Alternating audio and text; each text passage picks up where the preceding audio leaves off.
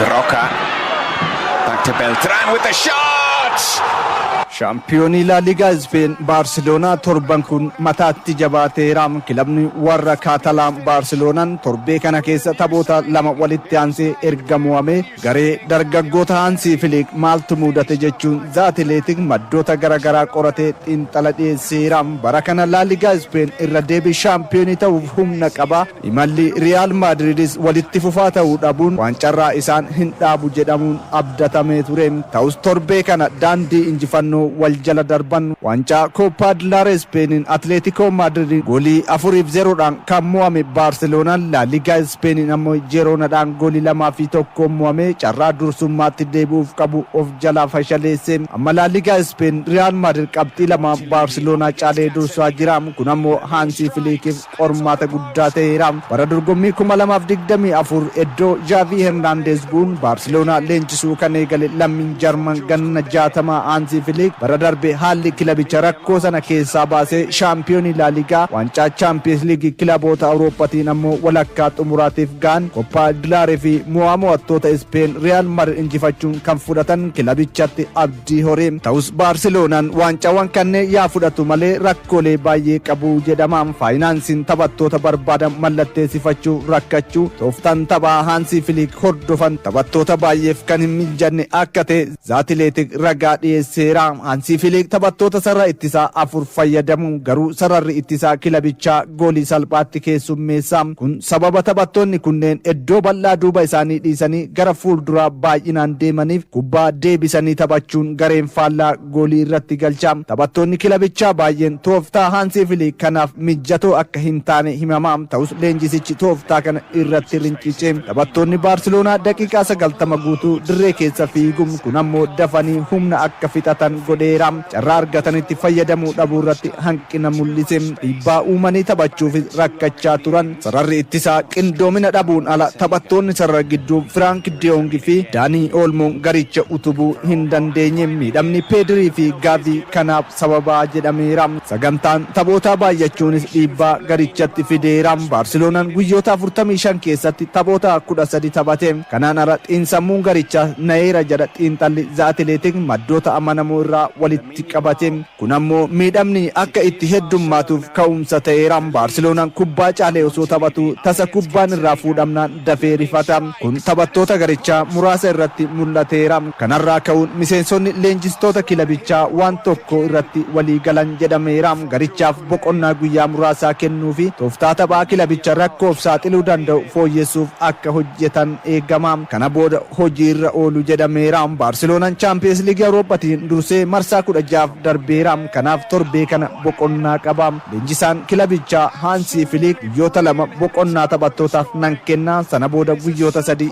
itti qophoofnaa jedhe. Torbee kana miirri keenya gaarii miti kan jedhe Hansi Flick kun bara dorgommii keessatti waanuma mudatu garuu torbee dhufu waan kana hunda akka jijjiirru nan abdadhaa jedhe. Taphattoonni miidhamarra turan Marcus Rashford, Gavi fi Pedrinis nuuf deebi'anii jedhe.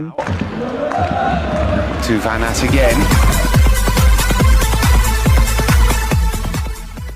Arsenal Premier League England kaleessa gool 2-0 Wolves dursaa ture kitabaawwan Manchester City carraa bal'ise.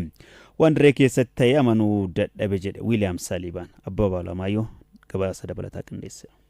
Victor Gyökeres leads the attack with Gabriel Jesus named amongst those who are on the bench.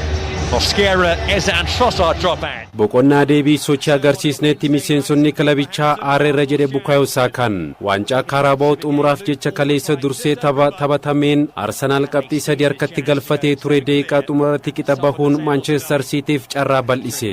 Jalqabbii gaariin taphicha kan eegale Arsenaal deeqaa 5ffaarratti Bukaayoo Saakaa goolii galcheen Arsenaal dursa qabachiise. Sarara gidduu lakkoofsa 10 irratti filannoo jalqabaan gara dirree kan seene Saakaan taphoota 15 booda goolii galche. Looking for Saka! It's taken just 4 minutes. Abbaan dirree Wolves boqonnaa dura kubbaa kallattii goolii eege tokkollee soyyaaliin bahee. Daqiiqaa 56 irratti Perinkaappee goolii galchuun dursummaa Arsenaal gara goolii 2-0tti bal'ise. Boqonnaa deebii taphattoonni Wolves fedhii fi kaka'umsa olaanaan morkachuun qabxii qooddataniiru. Taphattoonni Arsenaal ammoo qabxii eegsifachuuf ittisa irratti xiyyeeffachuun gatii isaan kaffalchiise. Bu'aa akaadaamii Laamaasiyaa kan ta'e Hugo Buno daqiiqaa 61ffaatti fageenya irraa goolii hawwattuu galchuun Wolves gara taphaatti deebisuun faallaa kanaan Arsenaal dhiphoo guddaa keessa galche. Hugo Bueno! What a goal!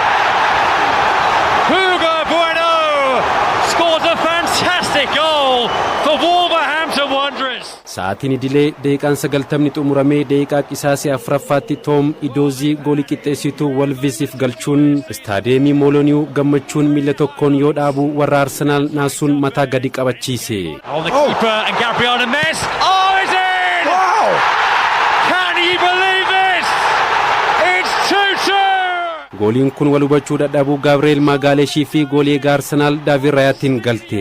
Arsenaal goolii 2-0 Wolves dursaa ture daqiiqaa xumuraa 30 booda goolii irratti galeen 2 qixa bahe. Taphattoonni Arsenaal miirri dirree keessatti mul'isaa turan cimini xiinsammuu garichaa rakkoo guddaa keessatti argama jedhan xiinxaltoonni kubbaa miilaa. Deeggartoonni kilabichaa hedduus leenjisaa Arsenaal Mikel Arteetaa qeeqaa jiru. Sodaa fi dhiphina guddaa irraa kan ka'e Arsenaal dhiheenya Pirimeer Liigii Ingilaandiin qabxii dhabaa jira. Taphoota Pirimeer Liigii Ingilaand 8 darbe keessaa 3 qofa injifachuun qabxii 24 keessaa 13 qofa argate. Kan kaleessaa waliin taphoota 2 darbe dursaa ture walitti aansuun Wolvesii fi Brentford waliin qixa bahe. Waan dirree keessatti ta'e amanuu hin danda'u jedhe William Saliban. Bukaayoo Saakaan ammoo rakkinootaa fala furmaataa barbaaduun hundi keenya of ilaaluu fi of madaaluu qabna jedhe. Qabxii galmaa'ee amannee fudhachuu qabna kan jedhe leenjisaan Arsenaal Mikel Arteetaan taphichaan qabxiin 3 nuuf malaa boqonnaa deebii sochiin keenya gaariin turre jedhe. Taphataan duraanii Arsenaal Paul Merson yaada Arteetaan injifachuun nuuf mala ture jedhe qeeqe.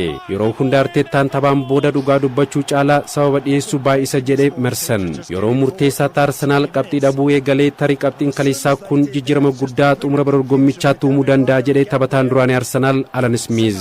Arsenaal taphoota liigichaa 27 irraa qabxii 58 walitti qabachuun garaagarummaa qabxii 5 liigicha dursaa jira. Tapha qixxeessituu tokko kan qabu Manchester Cityin tapha Zagganars waliin qabu dabalatee taphoota isaa hafe 12 hunda injifannaan qabxii Arsenaal irratti osoo hundaa'in shaampiyoonii ta'uusaa mirkaneeffata. Arsenaal dilbata dhufu darbii kaaba Londaniin Tottenham itti aansuun Chelsea waliin morkata. On the keeper and Gabriel Messi. Oh, it's in! Wow! Can you believe this? It's 2-2!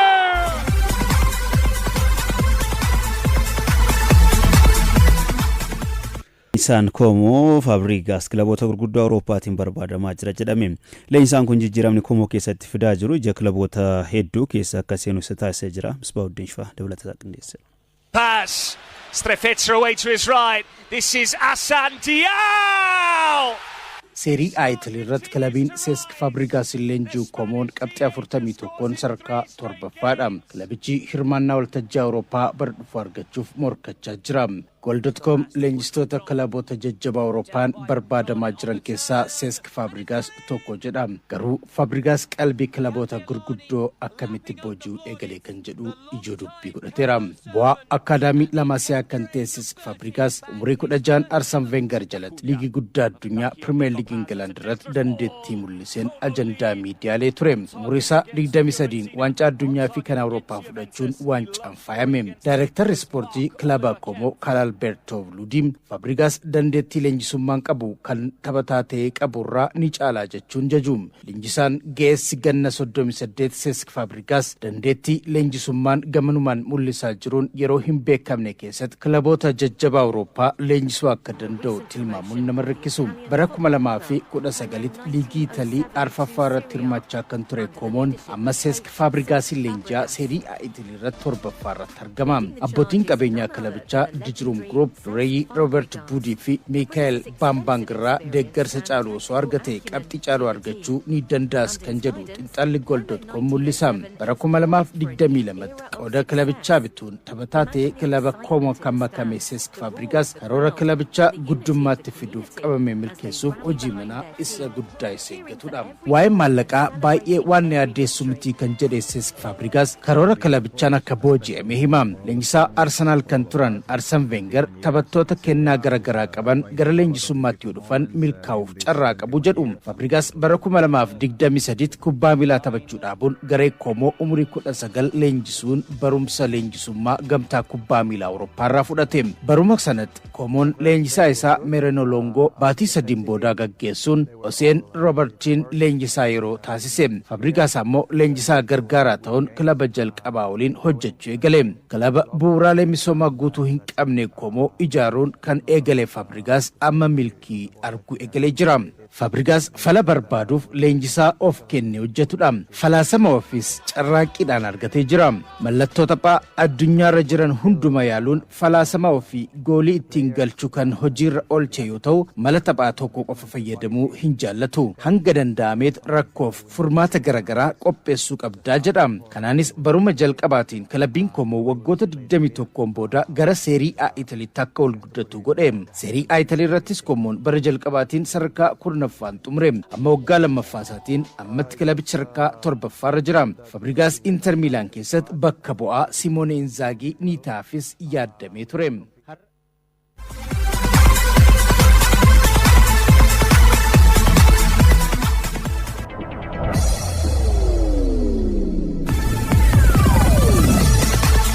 Oduu itti Champions League Awurooppaatiin Newcastle United yoo injifatu Inter Milaan mo'ame.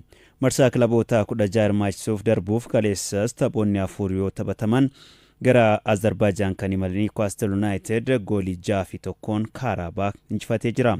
Anthony Gordon boqonnaan dura goolii 4 galchuun riikardii kilabichaa 3 fooyyessu taphoota Champions League Awurooppaa 15 taphachuun riikoordii haaraas qabateera. Kaleessa goolii jalqabaa sekondii 122 keessatti galchuun riikoordii haaraa kan galmeesse yoo ta'u, dorgommichaan goolii 10 galchuun riikoordii haaraan Shiraris fooyyessee jira. Malik Thiaw fi Jacob Murphy gooliiwwan lamaan hafan dabaluun kilabichi marsaa taanutti darbuuf carraa bal'ifatee jira. Norweetti maluun Bodo Glimt waliin kan taphate Inter Milaan goolii 3-1 mo'ame. Sunderfeet Jens Peter fi Kasper Hong goolii injifannoo Bodo Glimt yoo galchan, Francesco Esposito immoo goolii mo'amu jala Inter hin baasin lakkoofsee jira. Kilabiin Norway Bodo Glimt ji'a darbe Manchester City fi Atletico Madrid injifachuun kilaboota jajjaboo Awurooppaa qormaata ta'uusaa itti fufeeti jira. Kaleessuma Atletico Madrid dirree isaatiin ala Club Brugge waliin goolii 3 qixaa yoo xumuru, Bayer Leverkusen goolii 2-0 Olympiacos mo'atee jira.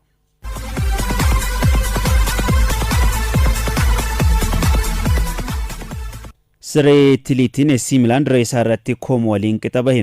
Taphni kun sababa istaadiyeemiin San Siro Olompikii bonaa keessummeessaa jiruuf Awustiraaliyaatti taphatama jedhamee eegamaa ture. Ta'us boodarra yaadichi jijjiiramuun achuma San Sirotti goolii 1 qixaan xumurani. Sik Fabregasin kan leenjisu Koomoon goolii taphataan sarara gidduu kilabichaa Nico Paz deeqaa 32 irratti galcheen 1-0 dursaa boqonnaaf bahe. Taphataan lammii Poorchugaal Rafael Leao goolii deeqaa 64 irratti lakkoofseen AC Milan booda ka'uun qixaan xumure. Leenjisaan AC Milan Max Allegriin Atakaaroo Umeen deeqaa 80 irratti kaardii meedhaan direedhaa baheer jira. AC Milan taphoota leegichaa 24 darban osoo hin mo'amin riikoordiin imalaa jira. Kilabichi tapha torbee jalqabaa Cremonese erga mo'amees taphoota 15 injifachuun 9 qixa bahee jira. Kunis liigota gurguddoo Awurooppaa 5 keessaa kilaba taphoota hedduu osoo hin mo'amin imalaa jiru isa taasisa. AC Milan qabxii 7 Inter Milan caalamuun sadarkaa 2ffaarratti argama. Koomoon ammoo qabxii 42 sadarkaa 6ffaatti ol siqee jira.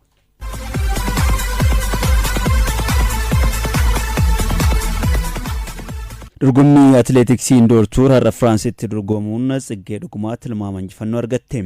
Marsaa 7ffaa dorgommicha irra France Levin itti dorgomuun atileetiin Itoophiyaa Tsiggee Dhugumaa morkii meetira 800 tilmaama shaampiyoonummaa argatteerti. Tsiggeen bara darbees achuma Levin itti injifattee turte. Atileetiin Britain fageenya kanaan shaampiyoon Olompikii fi addunyaa taate Keelii Hodkinson Tsiggee waliin morkii cimaaf eeggamti. Fageenya meetira 8,000 dubaraan Furoyin Haayiluu Hiruut Mashashaa Faantaayee Balaayinee dabalatee atileetonni 9 ni hirmaatu. Meetira 1,500 dubaraan Birqee Haayiloom Saaroon Barhee Warqinesh Massalee fi Doorsiftuu Booramee ni dorgomu.